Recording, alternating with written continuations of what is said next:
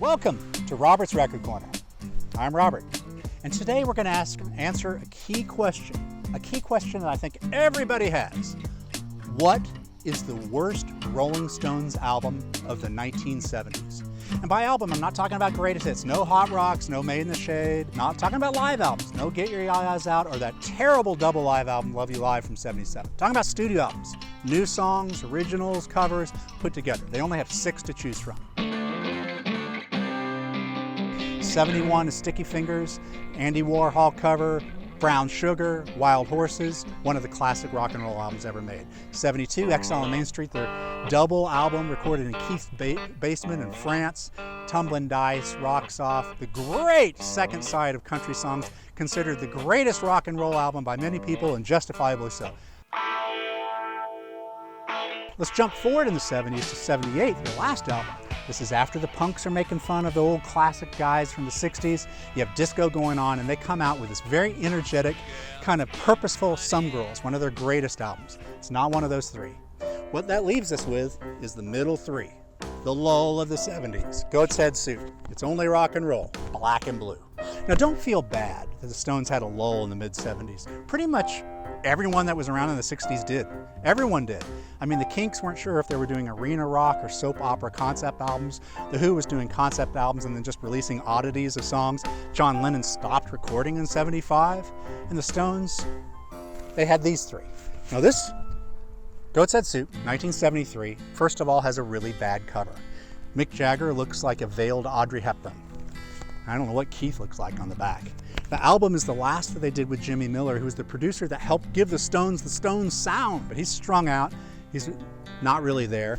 They're recording in Jamaica, and the reason is that the year before, they were on exile from England, living in France to dodge taxes. In '73, they go to Jamaica because Keith got busted for heroin in France. So they're essentially exile on Main Secondary Street, Goat's Head Suit. I don't think the band's having very much fun here. Bill Wyman isn't around very much. But against all odds, you have a #1 hit single with Angie. The album is pretty melancholy. I mean, Mick Jagger just turned 30. He has a family. There's a lot of downer songs. The album starts with Dancing with Mr. D about death. Heartbreaker is a single that is about kids getting shot by police or overdosing on drugs. Songs about heroin, songs about winter, songs about decayed relationships. There's just this real downer feel. I kind of liken it to their heroin album. But it does end on an upbeat note with the groupie romp Star Star, which name drops John Wayne and Steve McQueen's Funny. The next year, the Stones go for It's Only Rock and Roll. It's Only Rock and Roll is the last album with Mick Taylor as their guitarist. A lot of people love Mick Taylor. You know, he's the most talented guitarist the Stones have ever had. I felt that he never quite meshed with Keith as well. You know, and this is kind of a bar chord kind of album. To me, this is kind of an album that Aerosmith would make for the Stones. If You Can't Rock Me has this 3 bar chords, ba-da, ba-da, ba-da, ba-da. That is clearly written by Mick Jagger and not Keith. Keith isn't around as much.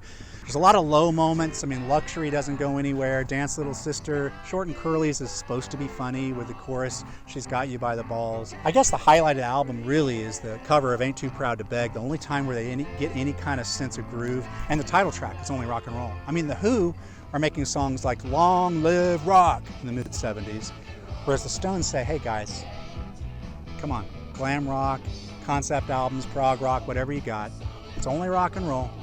Don't take it too seriously. Third, you have 76 Black and Blue. Rolling Stones album with only 8 songs. Charlie has a new short haircut, and it's basically a tryout for a replacement guitarist. I mean, Ronnie Wood is who they settled on, though he's only on a couple songs. And the album has no essential songs. I mean, the hit single, so to speak, was Fool to Cry, barely cracked the top 40, a piano ballad that's funny and better than we think, but it's not a song anyone asked for or really wanted. The album does styles all over the place. There's great piano blues that's hilarious, duet with Billy Preston and Mick Jagger called Melody. There's Afro-Cuban funk with Hey Negrita, where Mick hilariously is trying to speak Spanish. You have reggae with Oh Cherry Baby. You have funk with Hot Stuff. Classic rock and roll with Crazy Mama. Piano ballad duets with Mick and Keith. Memory Motel, which I think is one of the great minor secret songs of the whole Stones catalog. What I'm trying to say is, this is not the worst album of the 70s, guys. it leads us to one of these two. And the reason why I cannot pick Goat's Head Soup, despite its terrible cover, is songs like 100 Years Ago. I mean, 100 Years Ago is one of my favorite minor Stone songs ever. It has 3 clear parts, kind of put together like a cubist puzzle. And the middle part, they have time signature changes, but the middle part, Mick breaks it down and he goes, call me lazy bones. Call me lazy bones. Ain't got no time to waste away. Ain't got no time to waste away. That's funny. And that's the thing about this whole period, 73 to 76. Mick Jagger becomes funny. So if you know, I love these albums, that's fine, but Mick moves from the darkness of being stranglers and slavers and killers and Satan with sympathy for the devil into a family man that's looking back with remorse, kind of goofing around. He's funny. It's only rock and roll. It's bar chordishness. Keith's not as present. I feel it's an album a different band can make. It's Only Rock and Roll, ladies and gentlemen, is the worst Rolling Stones album of the 1970s. Don't you think?